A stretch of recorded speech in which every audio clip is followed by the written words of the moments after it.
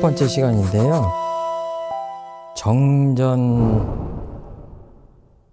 첫 번째 내용, 개교의 동기에 대해서 공부하려고 합니다. 사실은 이제 교전을 펼치면 물질이 개벽되니 정신을 개벽하자 하고, 그 다음에 개교표 다음에 교리표로 해서 처처부정, 사사불공, 무의존, 무천 이렇게 쭉 나오는데, 제가 그건 나중에 좀 공부를 한 다음에 다시 앞으로 돌아가서 교리독 같은 것도 다시 하기로 하고, 오늘은 그 총서편의 개교의 동기, 대종사님께서 왜 원불교라고 하는 종교를 여셨는가에 대한 그 내용을 직접 대종사님이 쓰신 내용이 개교의 동기죠. 한번 읽어보도록 하겠습니다. 짧으니까 같이 한번 읽어볼까요? 개교의 동기. 현아, 과학의 문명이 발달됨에 따라 물질을 사용하여야 할 사람의 정신은 점점 쇠약하고, 사람이 사용하여야 할 물질의 세력은 날로 융성하여 쇠약한 그 정신을 항복받아 물질의 지배를 받게 하므로, 모든 사람이 도리어 저 물질의 노예 생활을 면하지 못하게 되었으니 그 생활에 어찌 파란 고해가 없으리요. 그러므로 진리적 종교의 신앙과 사실적 도덕의 훈련으로서 정신의 세력을 확장하고 물질의 세력을 항복받아 파란고의 일체 생명을 광대무량한 낙원으로 인도하려 함이 그 동기니라. 대종사님은 1891년서부터 1943년까지 사셨죠. 그러니까 이 50대의 그 연세에 떠나셨어요. 그러니까 얼마 되지 않는 그 짧은 세월 동안 교화를 하셨는데, 지금 우리들은 모르지만 그 시대에 이런 글을 쓰실 수 있었다고 하는 것이 굉장히 특별한 거예요. 원불교 분들은 그냥 너무 자주 접하기 때문에 그냥 교전이 그런가 보다 그러고 너무 그렇게 범상하게 생각하는 경우가 있어요. 근데 이 개교의 동기를 오늘 잠깐 공부를 할 텐데, 이게 그냥 이 글을 쓰신 게 아니구나 하는 것들을 같이 느끼는 시간이 되지 않을까 이렇게 생각을 합니다. 이 글은 그야말로 내가 뭐 등산을 간다, 운동을 한다 그러면 운동하라는 동기가 있잖아요. 내가 어디 직장에 취직한다 그러면 그 동기가 있잖아요. 그 동기예요. 그러니까 그냥 원불교를 여신 게 아니라 내가 왜 원불교를 열었는가에 대해서 명확하게 글로 쓰신 거예요.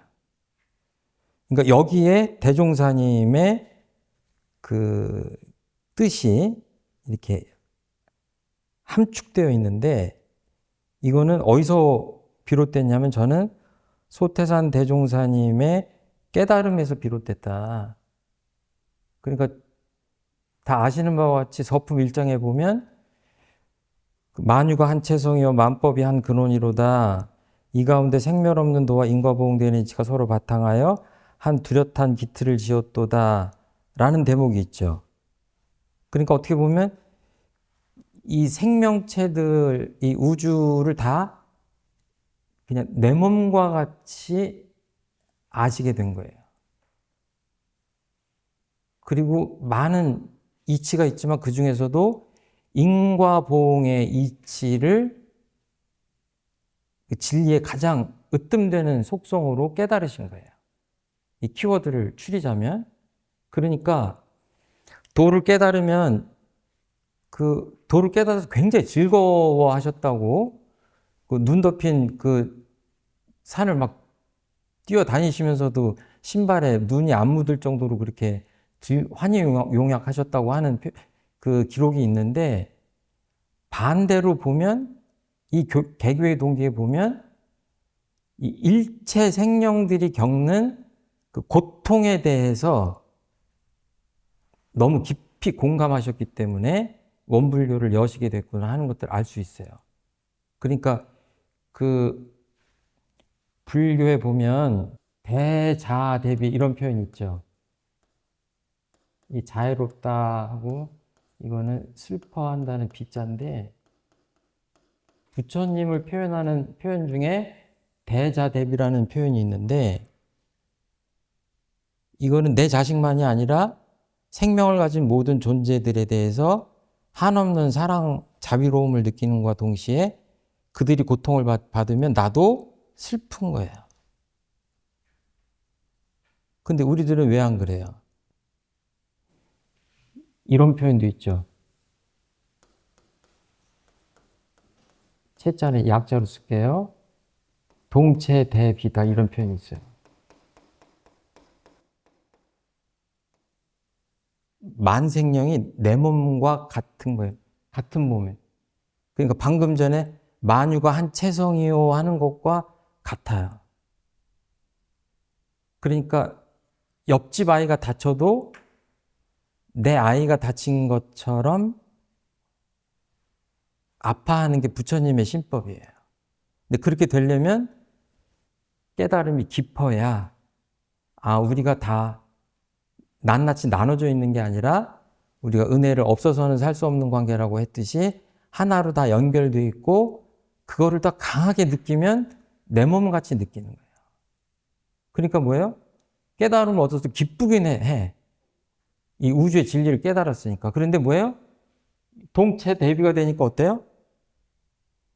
수많은 사람들과 생명들이 겪는 아픔에 공감할 수밖에 없는 거예요. 거기서 어떤 책임감 같은 것들을 느끼시는 거예요. 그러니까 여기에는 개교의 동기에는 소태한 대종사님의 깨달음의 바탕에서 그 깨달음이 대종사님의 사명을 일깨웠다. 이렇게 볼 수 있어요. 당신이 스스로 깨달은 사명에 대해서 쓰신 것이 개교의 동기다. 이렇게 보셔야 돼요. 나는 이러이러한 목적으로 이러이러한 이유로 원불교를 열어서 어떻게 하겠다? 파랑고일체 생령을 광대문의 낙원으로 인도하겠다. 내가 그게 평생에 영생에 내 사명이다. 이렇게 선언하시는 거예요. 지금. 그러니까 대종사님 무슨 일을 하시는 거예요? 이것밖에 하시는 게 아니에요.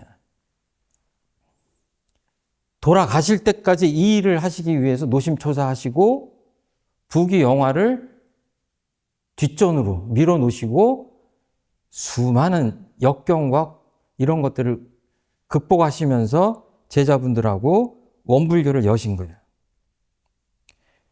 여기는 이제 굉장히 그 논리적인 구조로 되어 있는데 이 고통의 원인을 대종사님이 뭘로 보셨는가 하는 게 나오는 거예요. 일체중생들 고통이 어디서부터 왔냐면 여기 물질을 사용할 사람의 정신이 점점 쇠약해서 어떻게 돼요? 물질의 지배를 받게 돼서 그 다음에 물질의 노예 생활을 하니까 파란고해, 이거는 뭐 바다에 큰 파도가 쳐가지고 제가 울릉도 가는 배 한 번 탔다가 죽을 뻔했거든요. 고통스러워서. 그 다음 날까지도 죽을 뻔했어요. 이제 다시는 울릉도를 못 가고 있어요. 이제 개척교화 하려고 한번 갔다가 이건 내가 할 곳이 아니구나. 제 서원이 약해가지고 대종사님 같으면 하셨을 텐데 거기는 개척교화 못 하겠다. 죽을 뻔했어요. 파도 때문에. 그 파도 치는데 배 타고 배멀미하는 고통 그 이상인 거죠. 이 파랑고에는. 그건 배멀미지만 이거는 죽을 똥 살똥하는 고통이죠. 이런 구조로 되어 있는 거예요. 이게 다른 종교의 성자분들이 사람의 고통을 이렇게 고통의 원인을 파악한 건 좀 달라요. 그냥 사람은 원래 이렇게 몸을 가지고 태어나서 생로병사의 고통을 받는구나. 부처님식이나 이런 것들하고 약간 다른 게 아니라 솔직히 말해서 많이 달라요. 그런 얘기는 없어요. 지금 사람 몸을 가지고 생로병사를 거치기 때문에 고통스럽다는 얘기는 여기 빠져 있어요. 근데 뭔가 뭐예요? 이 물질, 제일 중요한 키워드는 어떻게 보면 이거예요. 과학 문명. 이런 표현을 과거 성자분들이 쓰신 사례를 보셨습니까? 기독교나 불교나 동학이나 이슬람교나 힌두교나 이런 표현, 물론 현대적인 표현이기 때문에 현대 출연하신 소태한 대종사님이라 쓰실 수 있지만 관점 자체가 이렇게 아주 개별적인 개인에 대한 고통에 착안하신 게 아니라 이 문명적인 것에 대한 그 통찰과 그 관점을 지금 드러내시는 거예요. 사람을 비롯한 전체 일체 생명이 고통을 받는 그 배경이 뭐냐? 과학 문명의 발달에서 비롯됐다고 보시는 거예요. 이제 다 아시겠지만 과학 문명을 배척하는 게 아니라 과학 문명 중 이게 물질 문명이 너무 치성하고 밸런스를 맞춰야 되는 정신 문명이 거기에 따라가지 못하고 불균형을 이루기 때문에 이 파랑고해가 비롯됐다고 보시는 거예요. 이거는 내가 마음 공부를 하는데도 중요하고 앞으로 우리가 사는 세상을 어떻게 하면 살기 좋은 세상으로 만들 것인가를 그 생각하는데도 굉장한 시사점을 주시는 말씀이에요. 원불교인들이라면 이 대종사님의 개교의 동기에 바탕해서 세상을 바라보고 우리 원불교 신앙 수행을 해야지 맞다. 저는 그렇게 생각을 합니다. 그러니까 다 아시잖아요. 지금 이 물질 문명이 물질의 세력이 어느 정도로 치성해졌냐면 뭐 핵무기 같은 거 그냥 잘못하면 그냥 사람만 죽는 게 아니라 지구상에 있는 모든 생명체가 멸절되는 상태예요. 그리고 기후위기 같은 것들은 이미 그 위험한 시간이 지금 지난 것 아닌가 이런 얘기를 하는 사람들이 많잖아요. 특단의 조치를 해야 되는데 그걸 할 수 없는 이유가 뭐예요? 당장 경제적인 것들을 생각하지 않을 수 없고 그러기 때문에 계속 뒤로 밀리거든요. 그러니까 이런 것들은 지금 과거의 종교가 다루지 않았던 주제예요. 왜 그러냐면 아까도 말씀드렸지만 태어나신 시대가 다르기 때문에 그렇다고 볼 수도 있어요. 그러니까 정전에 보면 성자들이 언제 오신다고 그랬죠?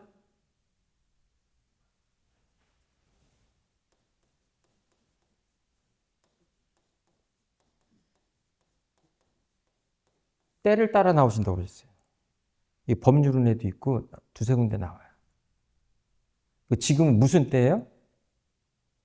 이렇게 돼가지고 물질의 노예 생활을 하는 때에 나오신 거예요. 그러니까 다른 성자분들도 나오셨다고 한다면 비슷한 메시지를 내실 확률이 많아요. 그리고 아주 명확한 새로운 종교의 문을 연 목적을 명확하게 말씀하세요. 명확하게. 어떻게? 정신의 세력을 확장해가지고 물질의 세력을 항복받겠다. 그렇게 해서 파랑고의 일체생령을 광대무량한 낙원으로 인도하겠다라고 하는 아주 명확한 목표예요. 그러니까 원불교인들 이거 잊지 마셔야 돼요. 대종사님 이 땅에 뭐 하러 오셨다? 좌선하러 오셨다? 아니에요. 그거는 많은 방편 중에 하나일 뿐이고 광대무량 낙원으로 인도하려고 원불교를 여신 거예요. 여기 제가 유인물에 이제 메모를 해드렸지만 고통의 세계에서 어디로 가요? 즐거운 낙의 세계로 가죠. 불교에서는 이걸 뭐라고 그러냐면 차 안에서 차자 이렇게 쓰죠. 차 안에서 피안으로 간다고 그러죠. 피안으로. 이쪽 언덕에서 저쪽 언덕. 이쪽은 뭐예요? 고통의 세계고 저쪽은 뭐예요? 고통이 없는 세계죠. 열반의 세계죠. 명확한 거예요. 여기서 뭐라고 표현했어요? 파랑고에서 광대물한 낙원으로. 그러니까 뭐가 명확해요? 화살표가 명확해요. 여기서 일로 가겠다고 하는 거예요. 우리들의 삶을 이쪽에서 이쪽으로 옮기겠다고 얘기하는 거예요. 그러니까 고통에서 즐거울 낙으로, 죄에서 복으로, 해에서 은혜로, 불행에서 행복으로, 이쪽 언덕에서 저쪽 언덕으로 가겠다는 얘기예요. 이 표현을 대종사님은 파랑고에서 광대무량 낙원이라고 표현하셨을 뿐이에요. 거기에 담기는 구체적인 내용들은 이제 더 공부를 해야 되겠고, 그리고 거기에 이르는 방법, 낙원으로 가는 방법을 명확히 얘기하셨어요. 그러니까 어때요? 이 세상을 현아 이렇게 하면서 지금 세상의 정세를 보시면서 아, 세상이 좀 이렇게 생겼고 고통의 원인은 여기서 비롯됐고 그 고통을 어떤 방법으로 극복해서 낙원으로 이끌겠다라고 하는 말씀을 하시는 거예요. 여기서는 어떻게 하냐면 두 가지 방법이에요. 진리적 종교의 신앙과 사실적 도덕의 훈련, 이렇게 두 가지 말씀을 하신 거예요. 그러면 이걸 신앙이라고 하고 이걸 수행이라고 저희들이 얘기합니다. 그러니까 신앙과 수행을 하는 목적은 뭐예요? 모든 사람들이 신앙과 수행을 진리적 종교의 신앙과 사실적 도덕의 훈련으로 해야 되는데 이 말자 자체가 좀 어렵죠. 간단하게 얘기하면 뭐냐면 진리를 믿어야 돼요. 대종사님 보시기에는 여기서 표현 안 하셨지만 진리를 믿지 않고 진리가 아닌 것을 믿는 신앙 행위도 있기 때문에 이 표현을 하시지 않았냐. 여기는 뭐예요? 말을 좀 바꾸면 실질적이어야 돼요. 우리 수행이라고 하는 것이. 여기 훈련이라는 말 있죠? 원불교에서 훈련 굉장히 중요하게 생각하죠. 그러니까 이거를 대종사님은 세상에 원불교만 인정한 게 아니라 진리에 바탕하고 사실적 도덕에 바탕한 신앙과 수행을 하는 종교라면 다 인정하신 거예요. 그런데 당신은 어떻게 하셨냐면 사은사요 삼학팔조라고 하는 신앙과 수행의 강령, 방법론을 가지고 그 새로운 교문을 여신 거예요.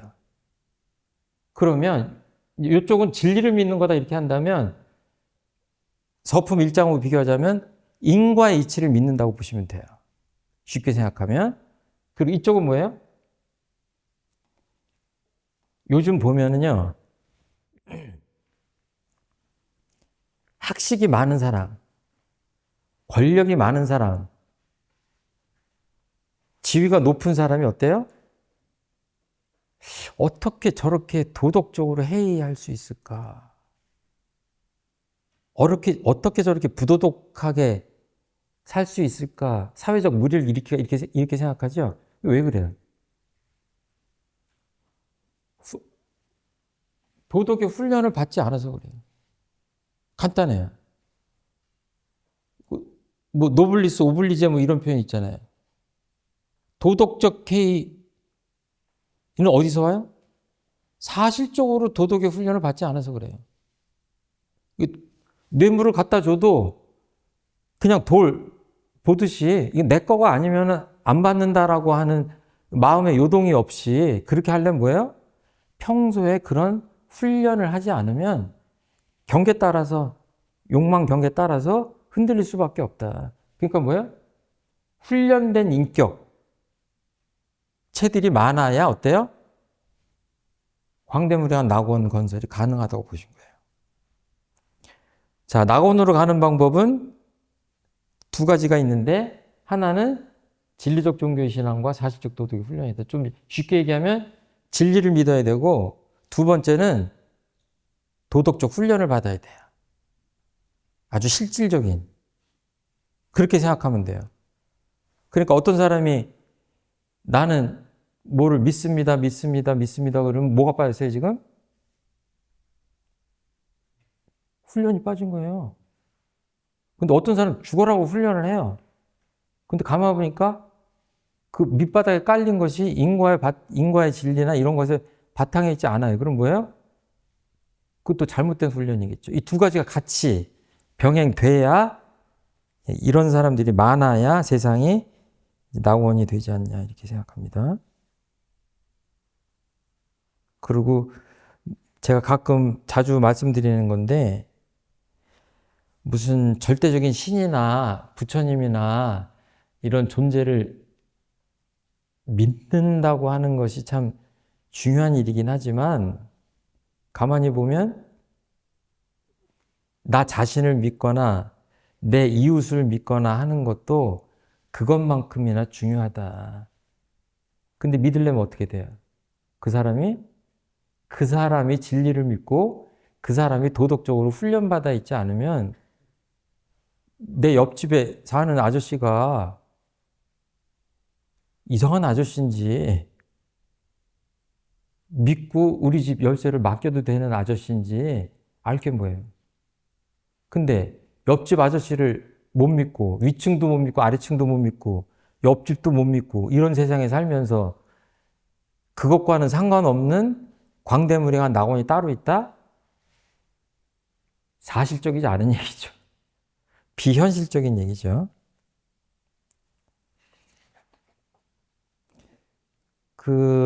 아까 제가 이 문명에 대한 말씀을 드렸는데, 이 뒤쪽에 보시면 제가 이 참 문명 세계에 대한 그 법문들을 좀 써놨어요.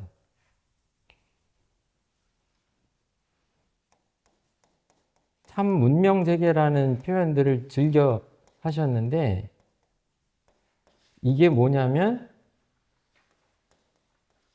정신 문명, 여기 정신의 세력이라고 표현하셨는데, 그리고 하나는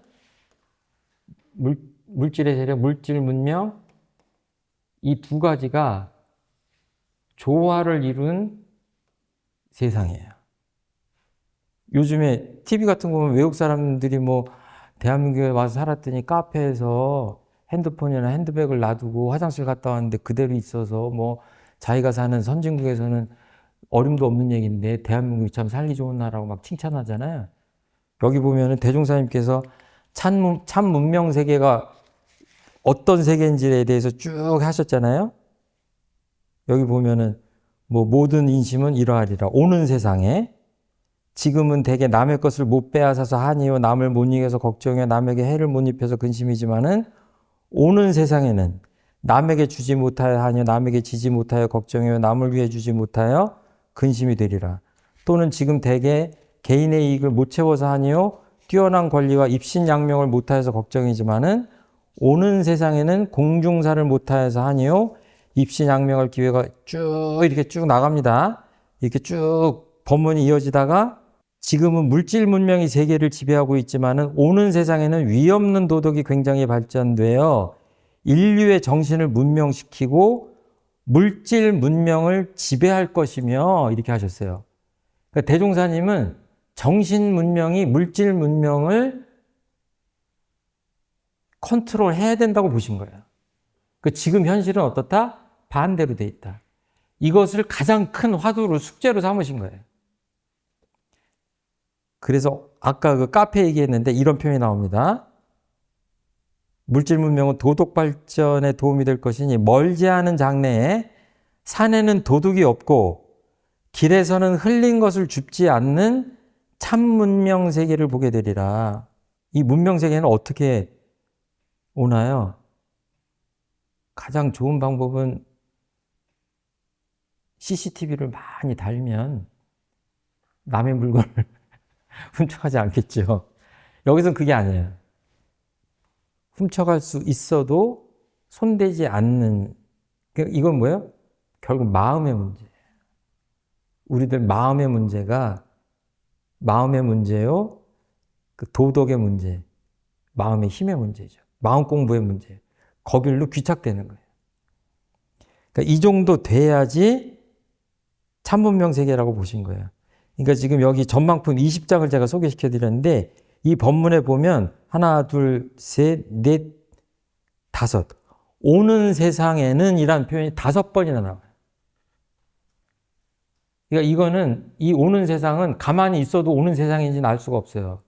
근데 제가 보기에는 사흔사효 삼학팔조로 정신 차려서 마음 챙겨서 마음 공부하는 사람들이 많아져야 이 세상이 오는 것이지 않느냐 이렇게 볼 수 있어요. 이거를 다른 표현으로 하면 이 참문명 세상이라고 하는 거를 서품 같은 데 비유해서 얘기하면 완전 무결한 회상을 이 세상에 건설하리라 이런 표현이 나와요. 그러니까 우리가 낙원 그러면 사전에 보면 파라다이스 이런 식의 표현이 나와가지고 죽어서 가는 곳이라고 하는 설명도 포함되어 있어요. 이 대종사님 광대무량 낙원은 어디예요? 여기 이 세상에다가 참문명 세계를 건설해서 거기서 즐겁게 사는 게 광대무량한 낙원이에요. 죽어서 가는 게 절대로 아닙니다. 대종사님 세계관이 여기 개교의 동기에 다 있는 거예요.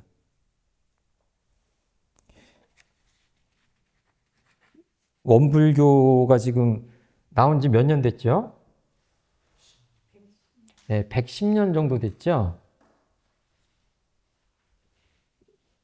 이게 구석기 시대가 몇 년 정도 갔는지 사전에 찾아보면 뭐 330만 년인가? 사람들은 그때 도를 깨서 썼어요. 몇 년 동안? 300만 년 동안. 가히 상상하기 힘들 만큼 오랜 기간 동안 그걸 깨서 썼어요. 그럼 제가 지금 좀 이상하게 생각되는 게, 나 같아도 한 1년 동안 도를 깨다가 보면 어느 날 좀 이렇게 좀 문질러도 보고, 그러면 1년 만에 신석기 시대로 넘어갈 수 있는 거 아니에요? 그 원일님, 왜 이런 사태가 벌어지는 겁니까? 예? 도를 깰 수밖에 없는 거예요?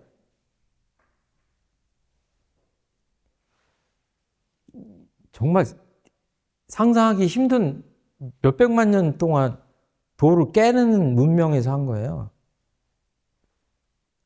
그 다음에 겨우 한 1만 년쯤 전 돼야 뭐예요?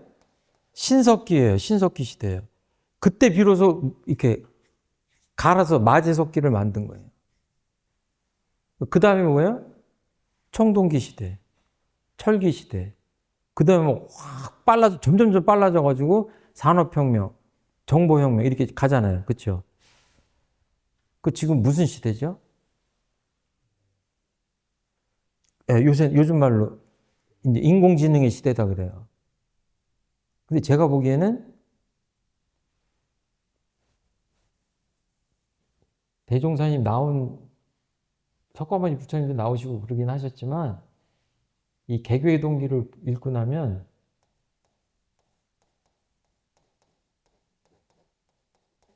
마음의 시대예요. 제가 보기에. 정신의 시대라고 해도 되고. 그래서 정신 개벽이라고 표현하시지 않았나 싶어요. 왜 그러느냐? 광대무량한 낙원으로 인도하려고 하면은요, 결국은 인간의 정신, 마음의 문제로 돌아갈 수밖에 없어요. 지금 미국에서 대통령이 바뀌었는데 세상이 난립니다. 물론 대한민국도 혼란스럽지만 전 세계 무역 질서가 다 흔들흔들해요. 근데 정말 그것이 합리적인 결정인지 아닌지 잘 모르겠어요. 그럼 아주 힘 있는 국가 지도자들의 마음에 따라서 너무 세상이 요동치는 세상이 됐어요. 그런 것들을 보면서 가만히 보고 있으면 정말 인간의 마음이 어떻게 쓰여지느냐에 따라서 인류의 문명 자체가 정말 퇴보할 수도 있고 안전하게 발전할 수도 있겠다. 그 생각을 할 수밖에 없는 것 같아요. 이게 과학을 컨트롤하고 그런 힘도 결국은 우리들 정신에 달려있고 마음에 달려있지 않냐. 그러니까 지금 계속 기술로 제어하려고 그러잖아요. 그렇지만 결국은 그 기술을 사용하는 건 사람이고 그 사람의 가치관이나 마음, 씀씀이 이런 것들이 결정하는 거 아닌가 그런 생각이 들어요. 그냥 이게 대충 훑었는데요. 이게 물질의 노예 생활을 한다고 하는 거는 그 원불교 수행의 목적을 하면 마음의 자유라고 표현을 하거든요. 근데 여기 보면 이 노예 생활이라고 표현했죠. 굉장히 강력한 표현이에요. 가장 자유가 없는 사람의 대표적인 케이스가 뭐예요? 노예예요. 내 마음대로 할 수가 없어요. 근데 이 노예는 뭐예요? 과거 시대에 백인이 흑인을 노예로 삼던 그런 게 아니잖아요. 누가 이 노예의 주인이죠, 지금? 이 노예를 부리는 주체가 누구예요? 이 개교의 동기 찾아보세요, 지금. 예, 물질이에요. 물질 문명. 근데 조금 더 부연을 하면 사실은 물질 그 자체가 우리를 노예로 만들진 않아요. 어떻게 보면 화려한 물질에 욕심이 동해 나가는 그 욕망 때문에 노예가 되는 거지. 예를 들어서 1억 원을 갖다 주면서 최정품 교무한테 뭐 뇌물을 바치면서 뭐 어떤 결제를 해달라. 최정품 교무가 도덕적 훈련이 안 돼 있으면 아유 1,000만 원만 주셔도 제가 해드릴 수 있습니다. 이럴 수 있어요.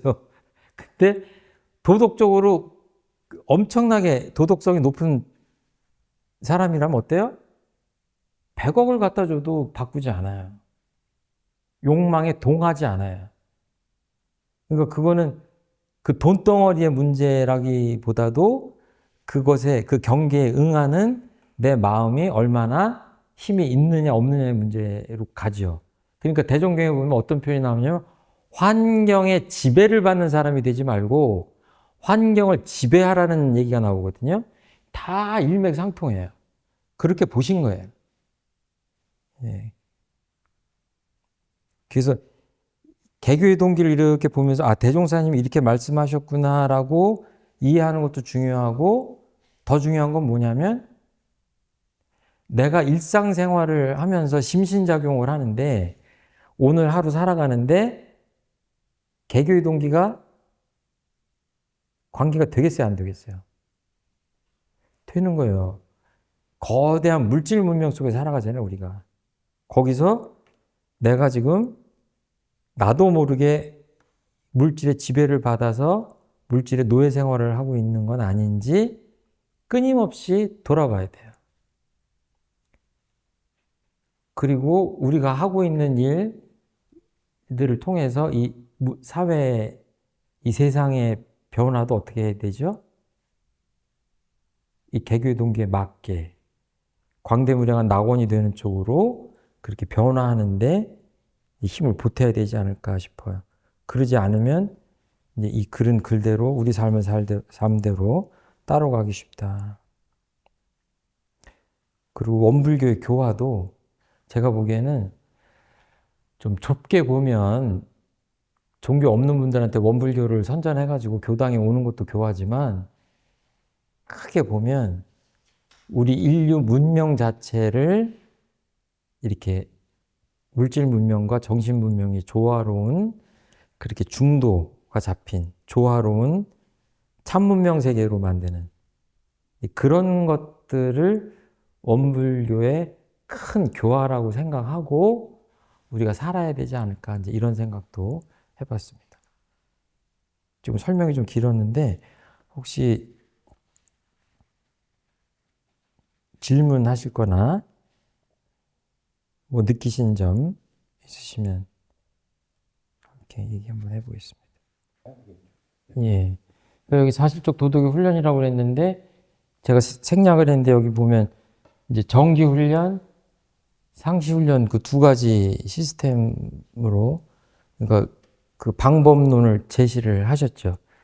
사막팔조하고 정기 훈련, 상시 훈련. 그래서 훈련을 굉장히 강조하잖아요. 보면은 이 물질문명의 그 힘에 걸맞게 대응하려면 어때요?